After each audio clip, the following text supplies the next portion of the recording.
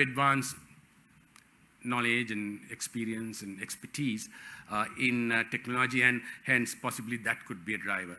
But clearly, what possibly indicates, so for us, what's important here is that the other verticals outside banking and finance, tech and engineering, and FMCG is lagging behind.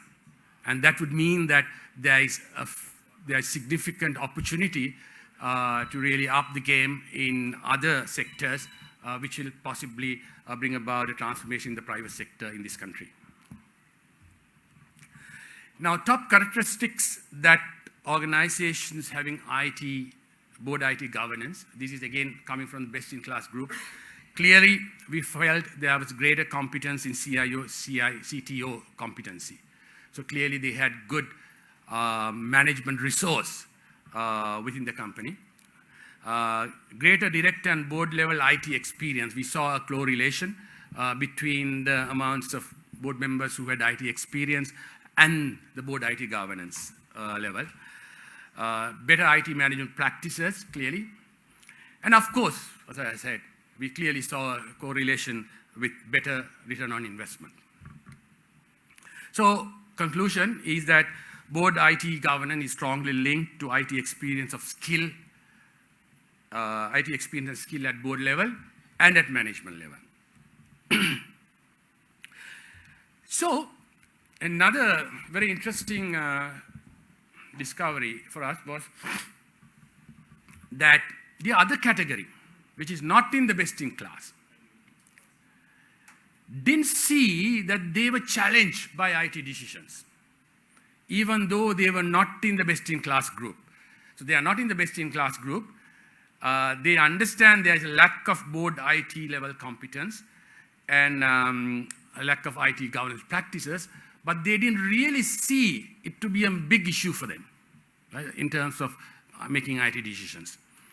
Well, their level of financial performance and operational efficiencies were also not at that significant level.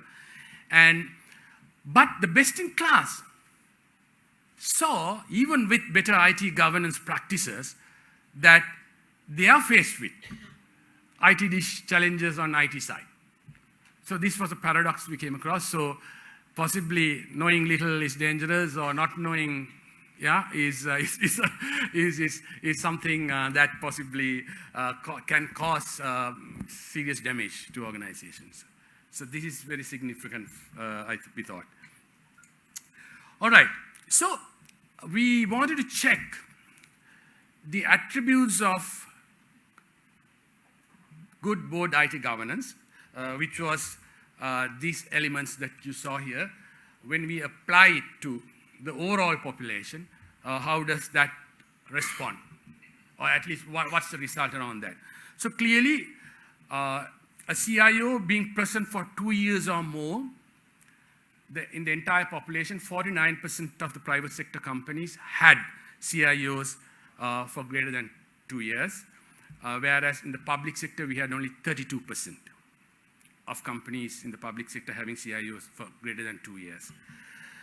Board members having previous experience in IT management or digital initiatives and that sort of competence and knowledge base, private sector companies, 36% of the companies had that in the entire population, and only 28% in the public sector companies had it.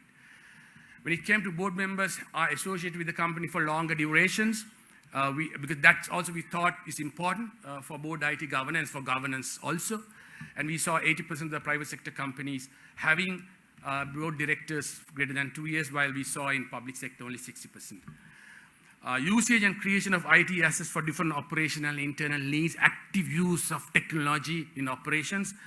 We saw private sector 51% of the companies in that category, while public sector 44%. This is also a comparison between public sector and private sector for purposes of understanding recommendations for the public sector. Then IT investments have made and created value for the organization. Private sector organizations, 78% of the organizations felt so, while it's only 48% of the private sector organizations public sector organizations felt that the value creation was not great.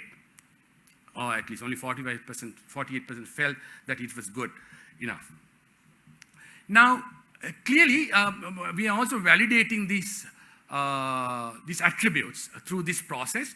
And clearly, we saw private sector, 36% of the respondents in the private sector category went into the best-in-class group, right? And only 16% of the public sector organizations went into the best-in-class group. So clearly, these attributes are being validated through that process, also saying these attributes do make a difference for board IT governance, yeah?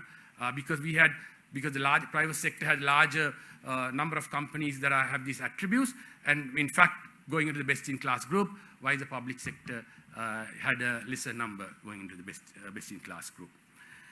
All right.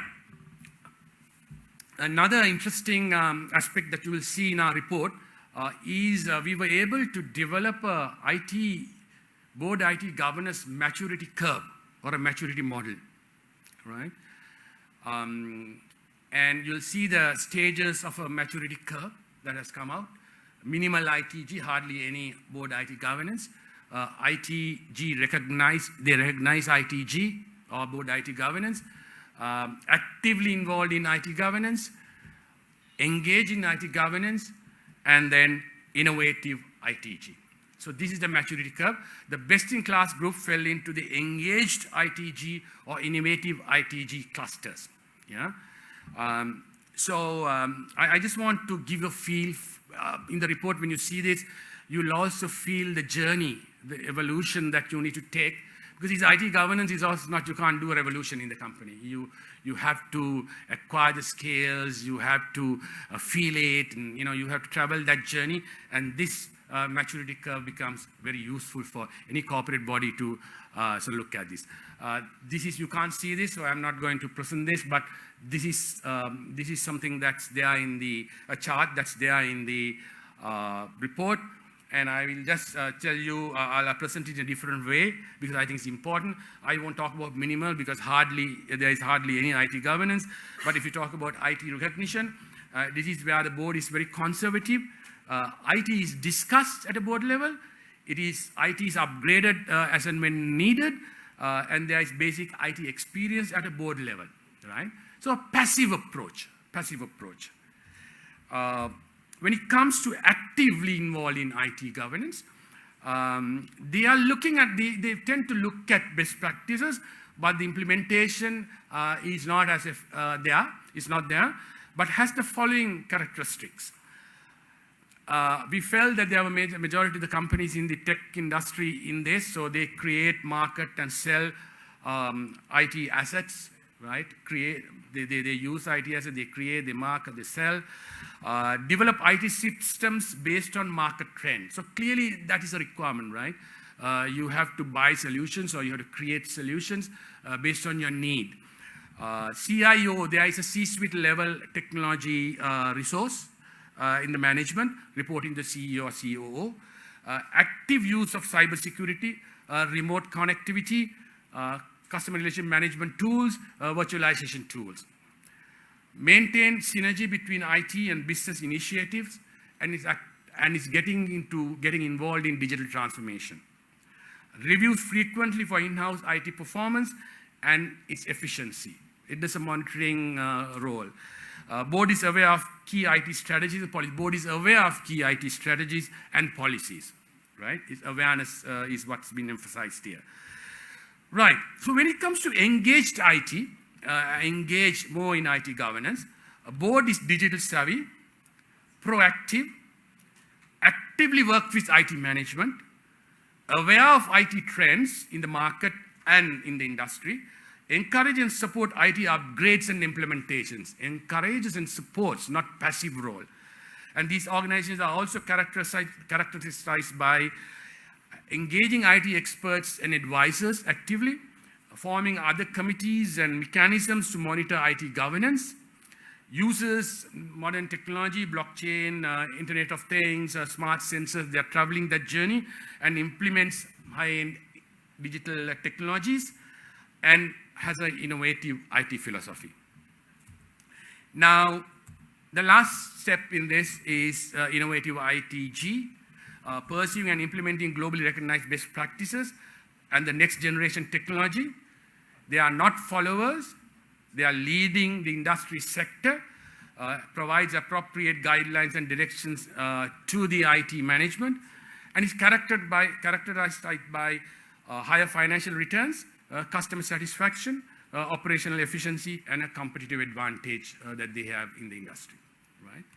So clearly, this is something, a sort of a journey that corporates could look at traveling, and there are checklists to get to those in the report. All right. This is my last slide before we get on to the panel discussion, and possibly this is the base for panel discussion as well. So one of the recommendations from the expert panel is to say that the board composition must be reviewed regularly for the right people in the right number. This is not only for board IT governance, right? This is also valid for normal governance of, at board level, but particularly for IT, given IT is changing so fast, this is very critical. Strategic versus operational reliance on IT is completely different. The factors driving the effectiveness and efficiency of this different sort of approach is different. The skill set is different. The expertise and the mechanism for both companies is completely different. So you need to take a call. Are you following a defensive IT governance practices, or are you going to be offensive IT practice, ITG practices? Are you on a strategic mode, or are you on an operational mode? All those definitions are there, and you will get a feel for it. What's the stance that you want to take? And also it depends on the industry you are in, and also the kind of competitive strategy that you're using that will determine this. There was this debate about this number 3 board members with sufficient IT skills, IT knowledge to be in a company. The best practice across the globe is 2 to 3 board members in the current context. A smaller company is 2 members, and larger the company 3 members. And you wonder, is this something doable? I think this is something we have to get to. And I must say technology is now part and parcel of our day-to-day life. And I think we will, a lot of the people who come to boards will have, as we go along, as the years pass by, we'll have more people who actually are more technology savvy, who will fulfill this requirement. And the requirement is 2 to 3 board members with adequate experience and IT management experience to be on the board. ITG processes and mechanisms to be reviewed regularly. To do this, have in-house capability, and on an independent basis review this regularly has to be done. Independent reviews also should be done on a regular basis. This is given what came out of the study very clearly was training and mentorship programs for board members is a requirement, and it's a critical requirement. And I think that's something that probably SLID must look at, of running training and mentorship programs for board directors on information technology.